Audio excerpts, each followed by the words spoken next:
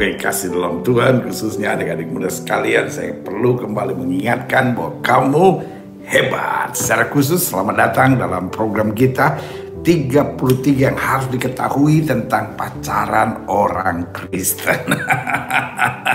Bapak-bapak dan ibu-ibu, om dan tante, kalau dengar ini untuk anaknya atau cucunya ya, jangan untuk dipraktekkan. Karena firman Tuhan itu bukan hanya untuk didengar tapi dipraktekkan. Tapi kalau bapak-bapak praktekkan pacaran, berdosa. Om dan tante kalau praktekkan pacaran sangat-sangat berdosa. Ini untuk diajarkan, diarahkan menjadi bahan untuk anak-anak saudara atau untuk cucu saudara. Haleluya. Tetapi kalau sudah orang-orang muda, bahan-bahan ini kiranya akan menguatkan kita. Dan hari ini kita masuk pada sesi ketiga. Jadi kita udah masuk di sesi pendahuluan, lalu kita masuk sesi 1, sesi 2, dan sesi 3 ini bicara tentang salah satu syarat yang tidak kalah pentingnya seperti seiman, yaitu langkah keduanya. Kan saya bilang kan, yang pertama harus seiman dan beda jenis kelamin. Dan yang kedua ini yaitu harus sepadan. Nah ini dia, apa dasarnya sepadan? Dan kita lihat Kejadian 1 ayat yang ke-25 dikatakan, Allah menjadikan segala jenis binatang liar dan segala jenis binatang ternak dan segala jenis binatang melata di muka bumi. Allah melihat bahwa semuanya itu baik. Jadi lihat, saudaraku yang kasih dalam Tuhan, dari hari pertama sampai hari ke-6 sampai hari ke-7 Tuhan selalu berkata bahwa Allah melihat semuanya baik, baik, baik, baik, baik. Nah, hari ke-7 dia memberkati segala yang baik ini. Tetapi kemudian dalam Kejadian pasal 2 ayat 18 sampai 20 Tuhan Allah berfirman tidak baik. Nah, jadi Tuhan menciptakan segala sesuatunya baik. Baik hari pertama, hari kedua, hari ketiga, hari keempat, hari kelima, hari keenam, lalu hari ketujuh. Karena Tuhan lihat semuanya baik, Tuhan memberkati hari ketujuh itu dan Tuhan memberkati segala ciptaannya. Makanya hari ketujuh disebut hari Syabat, atau Sabat itu berasal dari kata la shevet. La shevet itu artinya duduk, beristirahat, tenang, bersyukur untuk segala sesuatu yang sudah Tuhan kerjakan buat kita. Nah, saudara yang kasih dalam Tuhan, nah, tapi kemudian ketika semua ciptaannya, jadi Tuhan seperti mereview, wah segala ciptaannya sudah berjalan seperti biasanya, secara sesuai dengan diprogramkan. Tiba-tiba Tuhan melihat apa di ayat yang ke-20, di Kejadian 2 ayat 18 sampai 20. Tuhan Allah berfirman, tidak baik kalau manusia itu seorang diri saja. Nah, Tuhan selalu menyediakan yang baik dan terbaik buat manusia. Tetapi apa yang terjadi? Segala hari pertama, hari kedua, hari ketiga, hari keempat, hari kelima, semuanya diciptakan untuk mahkota ciptaan yang bernama manusia, saudara. Tetapi apa yang terjadi? Ketika proses berjalan, Tuhan melihat ada yang tidak baik. Apa yang tidak baik? Kalau manusia itu seorang diri saja, aku akan menjadikan penolong baginya yang sepadan dengan dia. Jadi bukan hanya penolong. Karena segala sesuatu yang diciptakan dari hari pertama sampai hari kelima itu cukup untuk menjadi penolong buat manusia. Iya kan? Mulai dari langit, apa semua itu diciptakan semuanya untuk mensupport manusia, untuk memberi kenyamanan, untuk memberikan kedamaian, untuk memberikan keasikan buat hidup manusia itu. Tetapi apa yang terjadi? Tidak baik kalau manusia itu seorang diri saja. Aku akan menjadikan penolong baginya, perhatikan, yang sepadan. Iya kan, jadi saudara kayak kasih dalam Tuhan bukan hanya penolong yang Tuhan ciptakan, tapi harus penolong yang sepadan, saudara. Iya kan. Nah, apa artinya penolong yang sepadan? Nanti saya jelaskan ayat ke-19. Lalu Tuhan Allah membentuk dari tanah segala binatang hutan dan segala burung di udara. Dibawanya semua kepada manusia itu untuk melihat bagaimana ia menamainya, dan seperti nama yang diberikan manusia itu kepada tiap-tiap makhluk yang hidup, demikian nanti nama makhluk itu. Manusia memberi nama kepada segala ternak, kepada burung-burung di udara, kepada segala binatang hutan. Tapi baginya sendiri, ia tidak menjumpai penolong yang sepadan dengan dia. Jadi artinya, apapun pencapaian saudara, apapun yang kau miliki, apapun yang dapat kau pakai untuk membuat kehidupan ini menjadi semakin indah, itu tidak cukup untuk menjadi penolong yang sepadan. Lihat, saudara yang kasih dalam Tuhan, ya kan, makanya ada banyak orang di akhir zaman ini misalnya Udah kita nggak usah menikah, yang penting piara anjing. Kan begitu. Jadi lihat saudara yang kasih dalam Tuhan, anjing itu baik. Punya binatang peliharaan, why not? Silahkan aja saudara, ya kan. Tetapi jangan mengabaikan pernikahan, jangan mengabaikan hubungan orang tua dan anak. Bayangkan, bahkan ada orang yang menikah dan hari-hari ini nggak mau punya anak. Kenapa? Aduh, anak nanti jangan-jangan bisa bikin repot atau yang lain-lain, ya kan. Mendingan kita piara anjing aja. Lihat, saudara yang kasih dalam Tuhan, masa anak dibandingkan dengan anjing? Ya karena anak tuh kadang-kadang bisa berontak, tapi anjing tidak. Anaknya bisa tidak berontak, itu patung, ya kan. Kalau mau bergerak kasih mesin, ya kan. Lihat, saudara yang kasih dalam Tuhan, ini otak-otak apa gitu yang ada pada sekarang? Karena pada dasarnya Tuhan menciptakan manusia dan melihat tidak baik kalau manusia itu seorang diri saja. Aku akan memberi penolong, tetapi bukan hanya penolong, tapi penolong yang sepadan. Ya kan? Sehingga apa yang terjadi? Bisa berinteraksi, bisa mendatangkan kenyamanan, bisa take and give, ya kan? Bisa saling mensupport. Yang kalau satu jatuh bisa diangkat, yang satu lemah bisa dikuatkan. Yang satu udah lemah, makin dilemahkan, makin dimaki, makin ditekan. Kamu gimana sih sebagai laki-laki? Kuat sedikit dong. Aduh, saudara yang kasih dalam Tuhan, ini tidak sedikit orang yang mungkin niatnya baik, tapi caranya salah. Nah, makanya dalam pendahuluan saya tekankan begini. Penekanan pada masa pacaran, kita sepakat sekali lagi, apa itu pacaran? Pacaran adalah masa perkenalan, persiapan untuk menuju pernikahan. Jelas ya? Nah, penekanan pada masa pacaran, yang pertama, masa pengenalan persiapan menuju pernikahan. Itu penekanannya. Lalu yang kedua, apa itu masa pacaran? Bukan sekadar asal cari sampai yang kita puas, bukan. Menjumpai yang Tuhan sediakan buat kita. Dan yang Tuhan sediakan buat kita pasti yang terbaik. Kenapa selalu saya bilang kita harus menciptakan kriterianya dulu gitu, ya kan? Kenapa kita harus menciptakan kriterianya dulu? Sehingga kita ngerti apa sebetulnya yang Tuhan akan sediakan buat kita. Karena yang Tuhan sediakan pasti yang terbaik buat kita. Yang terbaik bukan bertentangan dengan apa yang kita mau, tetapi sesuai dengan apa yang kita mau, tetapi mengarah kita pada yang terbaik, ya kan, jelas ya. Lalu yang ketiga, jadi penekanan pada masa pacaran, yang pertama masa pengenalan persiapan menuju pernikahan. Lalu yang kedua, menjumpai yang Tuhan sediakan bagi kita. Jadi bukan sekedar asal cari, saudara-saudara, pokoknya yang saya mau, bukan gitu. Makanya kita betul-betul harus doa, kita betul-betul harus punya visi, kita betul-betul harus persiapkan, kita harus terapkan kriterianya, dan dalam penetapan kriteria kita juga tahu bukan sekedar pokoknya apa yang menikmati daging kita, tapi yang mengarahkan kita pada kedewasaan rohani dan kehidupan dan masa depan yang lebih baik. Lalu yang ketiga, penekanan pada masa pacaran adalah bertanggung jawab dan berkomitmen. Makanya selalu saya katakan, orang yang boleh berpacaran dia minimal adalah seorang yang dewasa, ya kan? Harus dewasa, karena pacaran bukan untuk anak-anak. Anak-anak dilarang pacaran, dan yang masih bersifat kekanak-kanakan jangan pacaran dulu. Karena kalau lu pacaran, lu nyusahin anak orang, saudara, ya kan?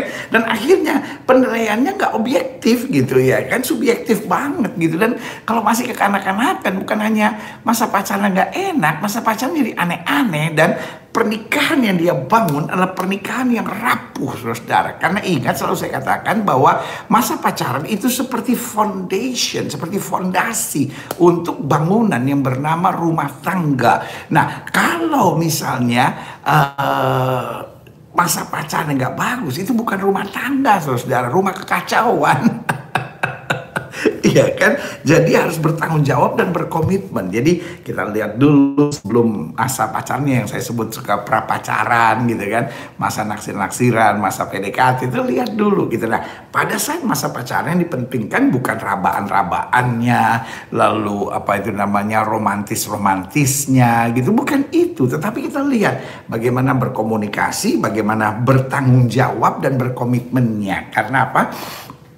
Karena salah satu dasar penting untuk pernikahan bukan soal cantiknya, bukan soal gantengnya, bukan soal baiknya. Apa artinya baik, ganteng, cantik, tapi kalau tidak berkomitmen, tidak bertanggung jawab, ada apa-apa sedikit lepas tanggung jawab, ada apa-apa sedikit ngambek, ada masalah sedikit stres. Waduh, sudah gue yang kasih dalam Tuhan, orang kayak gitu belum pantas pacaran, saudara. Bukan, aduh kesiannya dia kalau nggak sama saya stres, ancam mau bunuh diri. Aduh, saudara, saudaraku, kalau udah masa pacaran pakai ancam mau bunuh diri, langsung tinggalin. Sorry, itu bilang langsung tinggalin. Karena yang kayak begitu bukan hanya di masa pacaran, nanti menikah sebentar-bentar mau bunuh diri, gimana dong, stres saudara. Sementara masa pacaran adalah masa persiapan perkenalan menuju pernikahan. Jadi kita sudah melihat gambarannya, karena selalu saya katakan masa pacaran itu adalah gambaran samar-samar dari apa yang terjadi dalam pernikahan. Kalau di masa pacarannya udah ribut terus, udah berkelahi terus, jangan dilanjutin saudara. Udah penuh penipuan, orangnya sebentar-bentar stres, orangnya sebentar-bentar ngambek, orangnya sebentar-bentar putus asa gitu, mau bunuh diri. Aduh jangan dilanjutkan. Sorry. Saya sebagai hamba Tuhan, saya sayang sama kalian dan saya mau kalian betul-betul persiapkan hari depan kalian berbahagia. Kalian berhak untuk bahagia. Saya nggak mau tahu apakah kalian orang miskin atau kaya. Saya nggak mau tahu apakah saudara berasal dari keluarga broken home atau tidak. Saya tidak mau tahu apakah masa lalu hidup saudara dahsyat atau biasa-biasa. Tetapi ingat, kalian berhak untuk bahagia. Ya kan? Ayo sama-sama kita katakan, saya berhak untuk hidup bahagia. Iya dong, saya berhak untuk hidup bahagia. Dan saya punya tanggung jawab untuk membahagiakan orang yang bersama dengan saya. Karena saudara yang kasih dalam Tuhan, kalau saudara nggak bisa bahagiakan pasangan saudara, saudara akan menjadi penjajah buat dia. Emangnya mau jadi dendel saudara? Atau Raffles, ya kan? Saudara yang kasih dalam Tuhan, jangan jadi penjajah. Jadi kita berhak untuk bahagia. Dan karena kita berhak untuk bahagia, berarti orang yang bersama dengan kita juga berhak untuk bahagia.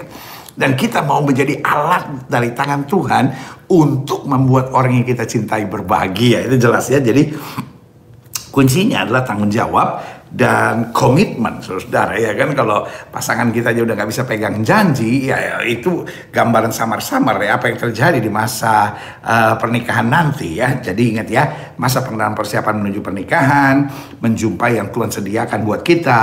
Lalu yang ketiga, bertanggung jawab pada komitmen. Yang keempat, tetap menjaga dan mempertahankan kekudusan. Jadi kalau berpacaran juga udah saling merusak, saling meraba, saling melakukan tindakan-tindakan yang nggak pantas, saudara.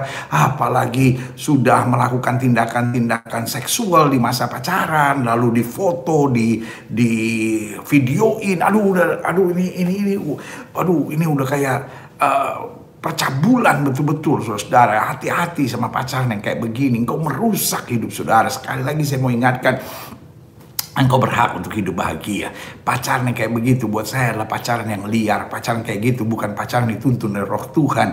Pacaran kayak gitu adalah pacaran yang bermain-main dengan setan dan kuasa-kuasa kegelapan. Sorry, saya akan ngomong apa adanya karena saya sayang sama saudara, saya cinta sama saudara. Saya melihat banyak anak-anak muda rusak, banyak pernikahan hancur karena memang fondasi yang dibangunnya udah fondasi yang ngaco, saudara. Dan mungkin akibat keterbukaan media sosial hari-hari ini, ngelihat orang lain begitu, dia punya ide begitu. Itulah cara kerja setan, saudara. Setan memang mau merusak generasi sehingga menetapkan value-value yang hanya menyenangkan, value-value yang hanya kelihatannya keren gitu, saudara. Tapi sebetulnya bukan keren, itu ngaco, saudara.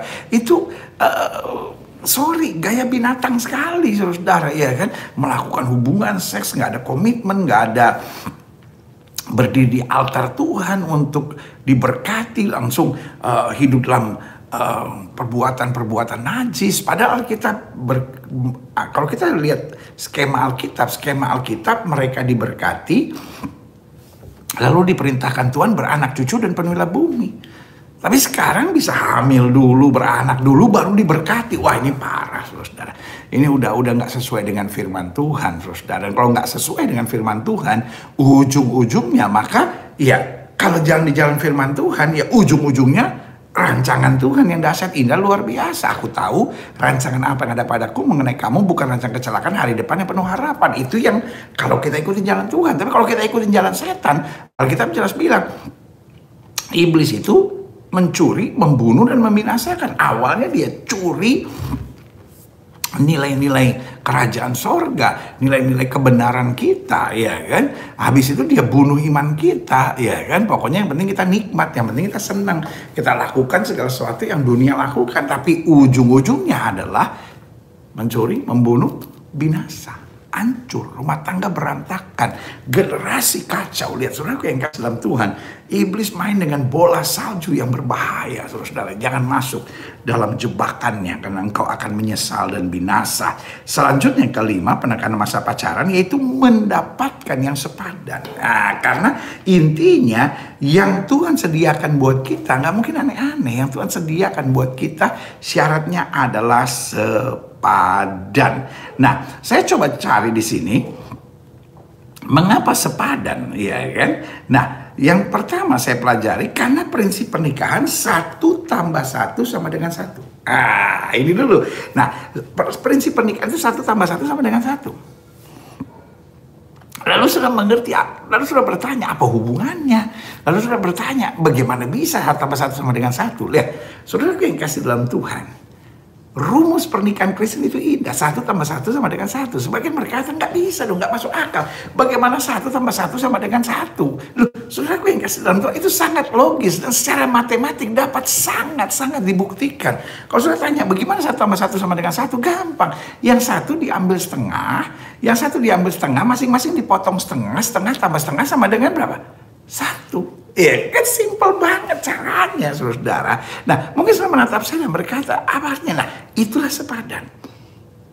Seorang yang sepadan akan merasa normal, wajar kalau saya kehilangan setengah dari kebiasaan saya, dari karakter saya, dari mimpi-mimpi saya, dari segala visi-visi saya, dan yang ini kehilangan setengah. Setengah dipotong setengah akan menjadi satu kesatuan yang kokoh. Repotnya, yang 1 dipotong 1/9, yang 1 dipotong 8/9. Nah, ini kan repot, saudara, ya kan? Yang 1 merasa, waduh, dia tuh ngerti banget saya. Yang 1 bilang, aduh, ini musibah kok besar banget dalam hidup saya. Lihat, saudara yang kasih dalam Tuhan. Jadi tindakan mengalah itu menjadi asik kalau masing-masing sepadan, ya kan? Korbannya sepadan, ngalahnya sepadan, perjuangannya sepadan. Jadi satu kesatuan yang sangat kokoh gitu. Jadi ingat harus, nanti saya jelaskan apa makna sepadan. Yang kedua, mengapa sepadan?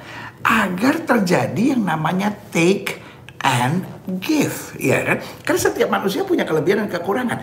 Kelebihan kita menutupi kekurangan pasangan kita. Jadi kelebihan kita bukan menuntut, menghakimi, kamu harus begini, kamu harus begini. Masa pacaran bukan masa untuk saling nekan, saling merubah. Bukan, masa pacaran saling mencocokkan. Nah, baru hal-hal yang gak cocok ini yang harus kebuang sendiri gitu. Nah, kalau sudah sepadan itu enak gitu. Iya kan, jadi gak banyak yang harus dicocok-cocokkan gitu. Gak banyak yang harus dibuang-buang gitu. Gak banyak yang harus dikorbankan. Tetapi kalau udah miring sebelah, saudara, waduh, untuk jatuhkannya lagi berat, saudara. Makanya perlu prinsip sepadan. Jadi ada take, ada give. Kalau pacaran hanya give, lama-lama lelah. Sebuah hubungan yang hanya give, lama-lama lelah gitu. Tetapi yang kedua akan merasa di atas angin gitu, ya kan, atau pasangan lainnya. Tetapi sebaliknya, kalau kita cuma take, lama-lama kita juga nggak dewasa. Lama-lama kan kita memanfaatkan namanya gitu. Nah, itu sebabnya hati-hati dengan pacar yang hanya take, atau give. Karena satu saat pasti akan capek sama hidup saudara gitu, ya kan. Ketika take and give, inilah menjadi kekuatan yang luar biasa, ya. Lalu yang ketiga, mengapa sepadan? Karena tujuannya terjadinya sikap menghargai dan bangga terhadap pasangan. Iya kan? Jadi saudara yang kasih dalam Tuhan, ketika kita sepadan, ya kan, dalam banyak hal, dalam percakapan, dalam pengetahuan, dalam status sosial, dalam kemampuan, ya kan. Jadi ada kebanggaan. Karena saudara yang kasih dalam Tuhan, cinta itu akan mendatangkan kebanggaan. Contohnya gini, kita datang ke sekolah, ya. Kita jemput anak kita. Mungkin anak kita bukan yang paling pintar loh. Mungkin anak kita bukan yang paling ganteng loh. Mungkin anak kita bukan yang paling cantik loh. Tapi kita ke sekolah, kita jemput dia. Dan kita bangga gitu. Wah, anak mami. Kalau kita laki-laki biasanya kita gendong, kita angkat. Anak papi. Kita bangga, saudara. Kita bangga. Kenapa? Ya karena kecintaan kita membuat kita selalu melihat kelebihan pada dirinya. Dan kita akhirnya melihat kita di dalam diri anak kita. Gitu. Nah, itu yang namanya sepadan. Kita sama. Kita lihat anak kita nakal. Dulu juga waktu kecil papa begitu. Jadi kejahilan anak kita atau modelnya anak kita atau sebaliknya. anak kita pendiam gitu. Kita nggak malu. Kenapa? Karena dulu mama juga pendiam begitu gitu. Jadi kita bangga, wah ini sama. Itulah yang namanya sepadan ya. Selanjutnya mengapa sepadan? Yang pertama karena prinsip pernikahan 1+1 sama dengan 1. Kalau nggak sepadan, waduh akan jadi perjuangan yang berat. Yang kedua akan terjadi take and give. Kalau nggak sepadan, nggak bisa take and give. Either kebanyakan take-nya atau either kebanyakan give-nya. Dan akhirnya terjadi ketimpangan. Yang ketiga, mengapa sepadan? Karena tujuannya terjadinya sikap menghargai dan bangga terhadap pasangan. Kalau kita nggak bangga sama pasangan, nggak bisa menghargai pasangan, kita cenderung hanya terus mengkritiknya, menyerangnya, menghinanya, membuat mungkin kita nggak ngerasa bahwa pasangan kita bodoh, tapi udah tertanam di dalam diri kita. Jadi kita urusan itu ngatur terus gitu. Tidak sedikit suami yang ngerasa kayak, aduh istri saya itu jadi kayak mama gua gitu. Kok masa pacarnya kayaknya pacar saya ini cuma ngatur ini. Ya, mungkin waktu pacar masih oke lah gitu. Tapi pernikahan capek loh, karena akhirnya berpikir gini, waduh, ini gue nggak dapat istri, gue dapat mama baru nih kalau begini. Jadi karena itu ya, yang cewek-cewek ya, mungkin naluri saudara untuk mengarahkan naluri keibuan saudara boleh tinggi, tetapi lu bukan mamanya kan, lu bukan ibunya kan gitu. Jangan dong gitu. Laki-laki capek deh bener dinasehatin terus, diomongin terus gitu. Karena engkau ada untuk mendampingi, engkau ada untuk menguatkan gitu ya kan. Dan biasanya kalau cewek udah jadi kayak mamanya gitu ya kan, maka cowok juga akan cari pasangan baru karena dia pikir yang ini mama gue gitu, yang ini mama gue gitu ya kan. Jadi kayak gue ngeliat dia kayak mama-mama gitu. Jadi karena itu yang cewek-cewek stop lah gitu. Dan kalau ada yang mendengar program ini dan kau seorang istri dan kelakuanmu kadang-kadang memang udah kayak mama-mama gitu, ya tapi dia banyak kekurangan, berarti lu mamanya dong gitu ya kan. Istri itu mendampingi, istri itu menjadi penolong ya kan. Karunia cerewet saudara, karunia ngatur saudara, karunia mau nasehatin saudara, itu nanti simpen buat anak-anak saudara. Anak-anak butuh, tapi suamimu nggak butuh, pacarmu nggak butuh gitu ya kan. Biasakan kau mengerti membedakan antara menjadi istri sama menjadi mama gitu, menjadi ibu gitu. Menjadi ibu memang ngatur-ngatur, menjadi istri mendampingi. Kadangkala mungkin suami berbeda gitu, atau pacar sudah berbeda pandangannya, nggak apa-apa gitu, diskusikan. Oh ya mungkin dia punya sesuatu yang lebih baik, karena pada dasarnya wanita itu lebih detail dan pria itu lebih global gitu. Nah itu kalau dapat terjadi kesepadanan yang luar biasa, wah itu kekuatan yang dahsyat itu ya. Jadi karena itu sekali lagi saya mau ingatkan buat saudara yang cewek-cewek, ingat lu kan mau jadi pacar, bukan mau jadi mamanya kan gitu ya. Jadi mengapa sepadan? Yang pertama karena prinsip pernikahan 1+1 sama dengan 1 ya kan. Kalau kita nggak sepadan, ujung-ujungnya jadi akhirnya banyak penderitaan. Yang kedua, agar terjadi take and give ya kan. Ada yang kita beri, ada yang kita terima, dan itulah menjadi kekuatan masa pacaran untuk mempersiapkan masa pernikahan. Yang selanjutnya tujuannya terjadi sikap menghargai dan bangga terhadap pasangan. Karena kalau sudah nggak bangga, nggak menghargai pasangan, ujung-ujungnya kita jadi cerewet gitu, jadi menghina, jadi merendahkan, dan akhirnya mulai mencari-cari yang ini ya kan, kayaknya mencari yang lebih baik gitu kan. Ini parah ya kan. Mengapa sepadan? Karena selalu saya bilang gini, kalau memang merasa udah nggak cocok, lebih baik putus daripada terjadinya pengkhianatan. Waduh, ini yang paling buruk gitu, selalu saya bilang gitu ya kan. Jadi merasa sayang ninggalin pasangan atau nggak enak ninggalin pasangan, tapi nyari yang baru. Wah ini ciri orang-orang liar nih saudara. Jadi hati-hatilah. Kalau masa pacaran aja udah dikhianati, kalau saran saya sih mikirlah. Saya pikir ini udah titik yang paling berbahaya, karena kalau masa pacaran saya sudah bisa berkhianat, apatah lagi nanti setelah menikah ya.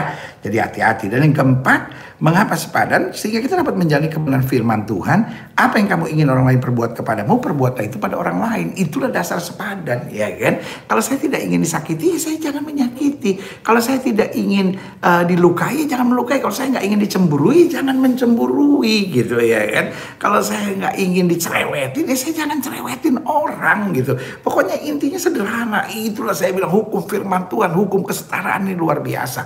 Apa yang kamu tidak ingin orang lain perbuat kepadamu, jangan perbuat kepada orang lain. Tapi apa yang kau ingin perbuat pada orang lain, ya kan, itu apa yang kamu ingin orang lain perbuat kepadamu, perbuatlah itu kepada orang lain. Jadi kalau kita ingin, misalnya kita memperhatikan orang, ya kita ingin diperhatikan. Nah itu jadi terjadi satu kebersamaan yang luar biasa, ya kan.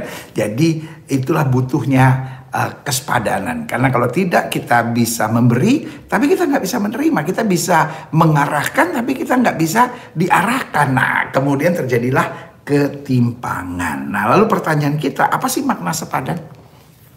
Mungkin sebagian saudara tahu kata sepadan, tapi maknanya nggak jelas. Sepadan bukan sekedar satu ras, satu tingkatan, satu sosial, status pendidikan. Jadi maksudnya gini, loh kalau saya keturunan Chinese, saya harus dapat orang Chinese, itulah sepadan gitu. Ada banyak yang kemudian menafsirkan seperti itu gitu. Nah buat saya bisa jadi sih, tapi bukan hanya harus satu-satunya. Kalau saya Batak ya saya harus dapat orang Batak. Kalau saya Manado harus Manado. Kalau saya Jawa harus Jawa. Ya mungkin tujuannya ada baiknya, maksudnya supaya saling ngerti, saling memahami. Tetapi kalau saya Batak, lalu saya dapat Ambon misalnya, lalu kemudian bisa saling memahami, bisa saling mengerti, why not? Gitu ya kan. Saya tidak bilang bahwa orang Batak jangan hanya dapat orang Batak saja gitu. Loh, boleh-boleh saja saudara-saudara kalau memang cocok gitu ya kan, kalau memang itu yang Tuhan mau. Tetapi saya tidak bilang bahwa perbedaan akhirnya pasti akan menciptakan masalah. Bukan, justru kalau ada perbedaan justru harus lebih saling mengerti gitu ya. Jadi artinya gini, kalau engkau orang Manado bisa dapat Manado, why not? Engkau Chinese bisa dapat orang Chinese, why not? Tetapi ada begitu banyak juga yang orang Chinese dapat Chinese, tapi rumah tangganya bermasalah. Karena intinya bukan soal rasnya, tetapi soal pemahaman, pengertiannya. Itu yang sepadan di situ gitu. Misalnya selalu lulusan S2 ya kan, tiba-tiba pasangan saudara hanya lulusan SD gitu ya. Sebetulnya sih nggak apa-apa juga, tapi kalau udah terlalu jauh biasa saya tidak merekomen. Karena apa? Karena nanti cara bergaulnya gitu, kalau akhirnya cara bergaulnya dan lain-lain silahkan aja, tapi pertanyaannya timbul nggak kebanggaan nanti ya. Misalnya gini, saudara dokter ya kan, suami saudara hanya lulusan SD ya kan. Nah ketika dokter-dokter kumpul, masih nggak saudara bisa bangga sama pasangan saudara? Kalau mungkin dia berprestasi luar biasa, dia cuma lulusan SD, tapi sekarang dia seorang apa itu namanya, pemimpin perusahaan besar. Wah itu kan kebanggaan. Kalian boleh dokter, kalian cuma kerja, tapi suami saya lulusan SD. Itu ada kebanggaan. Tapi kalau lulusan SD dan nggak kerja apa-apa, lalu cuma ngurus anak, akhirnya apa yang terjadi? Kan bermasalah. Ini yang dibilang tidak sepadan ya kan. Saudara nih ganteng, istri saudara ya biasa-biasa gitu, sangat parah lah istilahnya. Timbul kebanggaan nggak? Selama masih ada kebanggaan, why not? Gitu ya kan. Karena memang istri saya mungkin sih nggak secantik yang lain, tetapi yang lain itu cantik-cantik, tetapi waduh pengeluaran bulanannya, maintenance fee-nya nggak tahan gitu ya kan. Mendingan istri saya biasa, tapi kalau dandan cantik kok gitu, manis kok orangnya, tapi kemudian bagaimana dia hidup bersyukur, bagaimana dia hidup beriman, bagaimana dia dekat sama anak-anak, luar biasa. Nggak kayak ini cuma kerjaannya pesta-pesta, ngabisin duit ke salon melulu gitu ya kan. Ngapain punya istri cantik tapi cuma maintenance fee-nya doang yang tinggi ya kan, pas cuci muka juga kosong. Lihat, saudara yang kasih dalam Tuhan, perbedaan status sosial boleh, yang lain-lain boleh, tetapi asal bisa saling mengimbangi, saling mengisi. Jangan cuma karena masa pacaran gelap mata gitu. Ya udah cinta sih, cinta itu. Ya orang kalau udah cinta pendeta, sendal jepit rasa stick, iya awalnya. Lama-lama beda kok antara stick yang A5 sama sendal jepit swallow.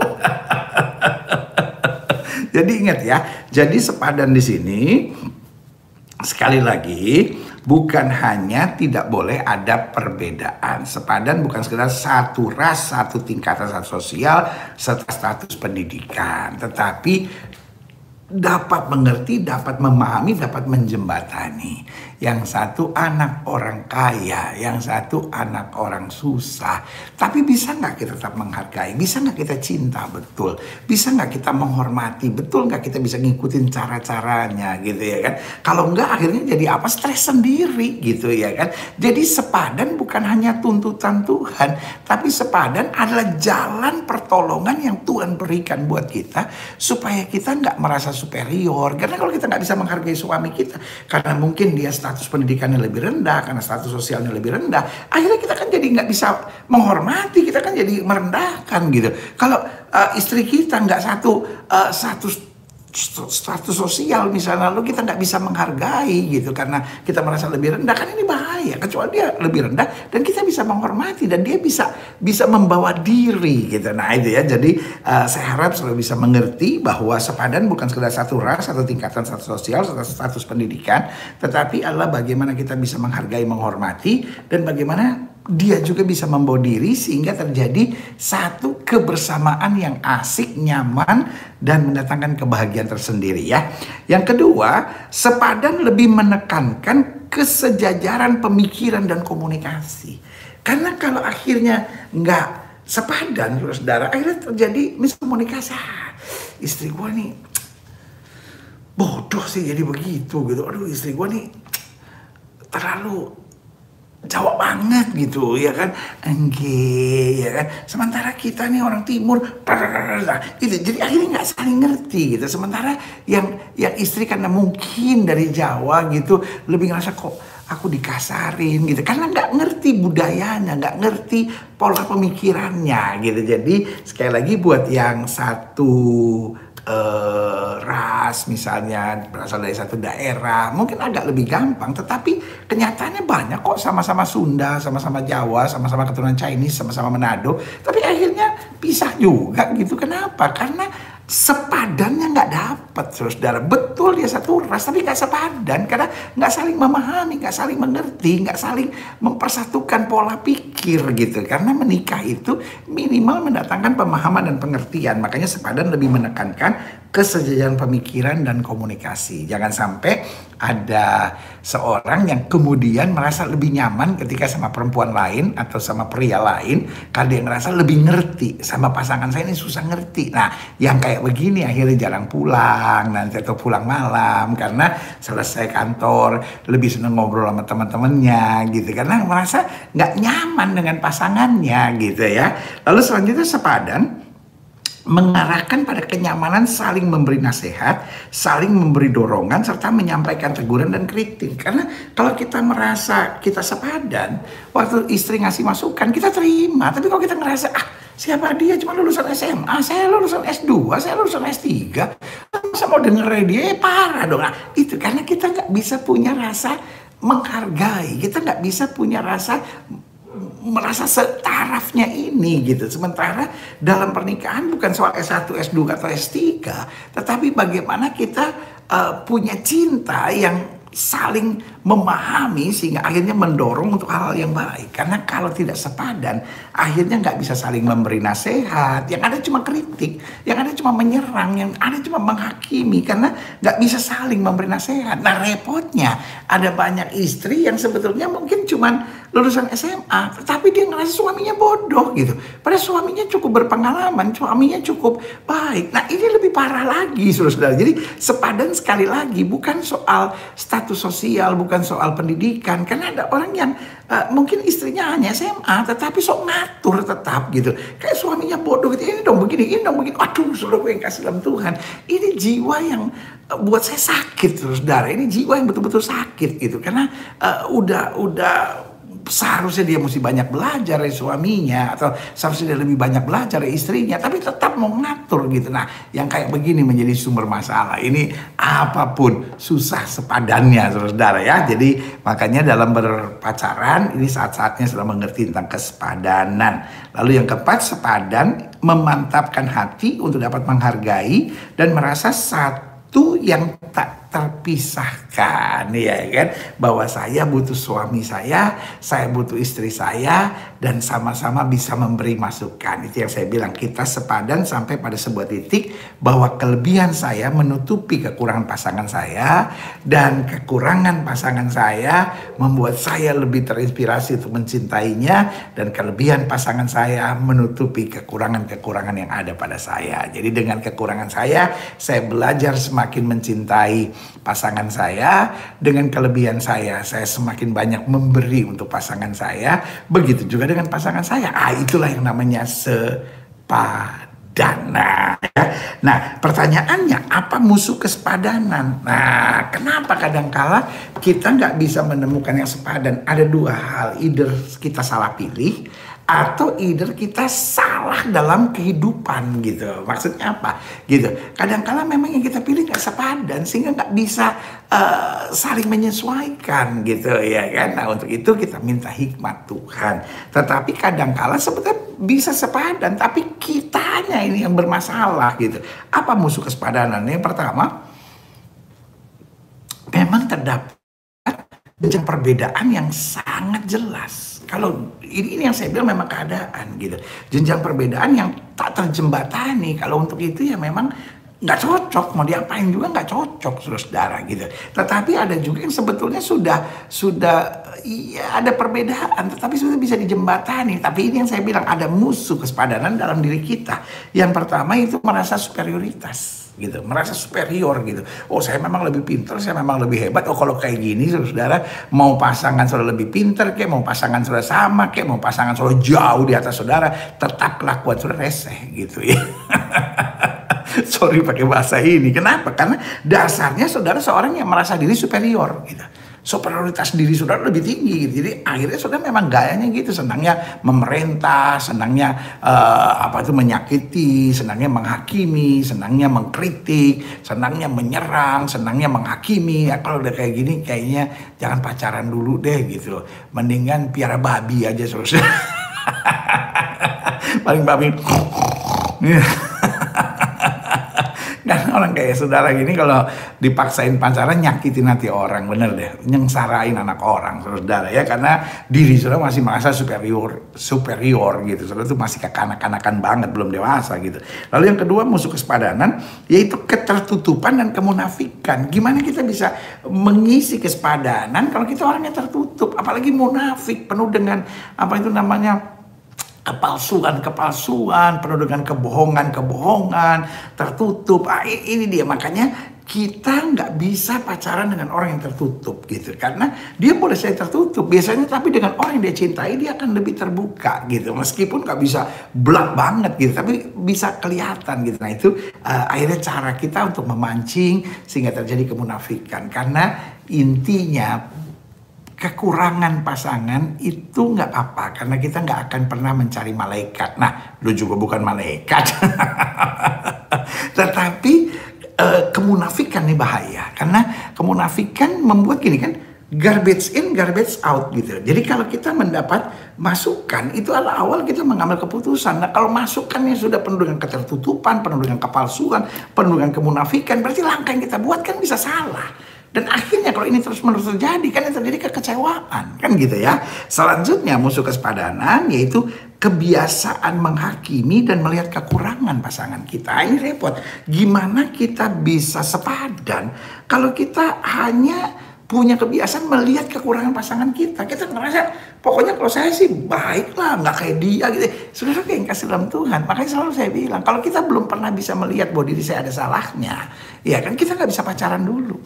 Kita belum boleh pacaran. Kenapa? Karena kalau kita sendiri nggak pernah bisa lihat diri kita salah, berarti kan kita akan nekan terus. Engkau bukan mau pacaran, engkau mau jadi penjajah, saudara, ya kan? Karena kerjaan saudara hanya menghakimi dan hanya mencari-cari kesalahan pasangan gitu untuk ceritanya memperbaiki. No, yang kita harus buat bukan mencari-cari kekurangan. Kekurangan itu selalu ada. Yang kita harus buat adalah justru mencari kelebihannya dan kita arahkan terus untuk semakin maju, saudara. Sama seperti gini.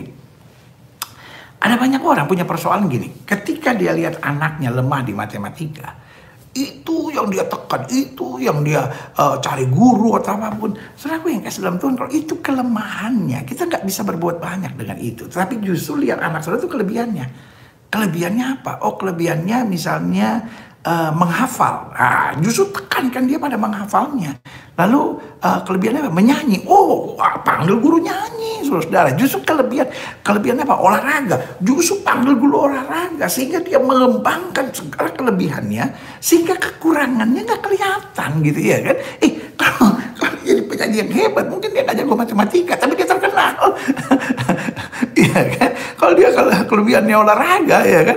Mungkin dia nggak bisa matematika, tetapi kemudian dia jadi Ronaldo, saudara, pemain bola yang terkenal, jadi Messi, saudara, pemain bola yang terkenal, ya kan? Kita tahu nggak kemampuan olahraga kemampuan matematika dia gimana, kemampuan sejarah dia gimana, ya kan? Nah, tapi kalau kalau seorang cuma diangkat kekurangannya nggak maju-maju, tapi kalau dia angkat kelebihannya akan menjadi dahsyat. Nah, begitupun dalam masa berpacaran. Ya kan, setiap orang kita perlu tahulah kekurangannya, tetapi itu tugas kita. Jadi selalu tanamkan kekurangan dia adalah tugas kita, tapi kelebihan dia akan kita dorong terus, kita arahkan untuk mencapai yang maksimal ya. Nah, untuk kekurangan dia kita yang terus bantu. Nah, gitu ya. Jangan dia yang harus merubah kekurangannya. Ya kan, kita arahkan terus sampai kekurangannya semakin hilang, kelebihannya semakin dahsyat kan gitu ya. Jadi musuh kesepadanan bisa terjadi karena memang terlalu jumping.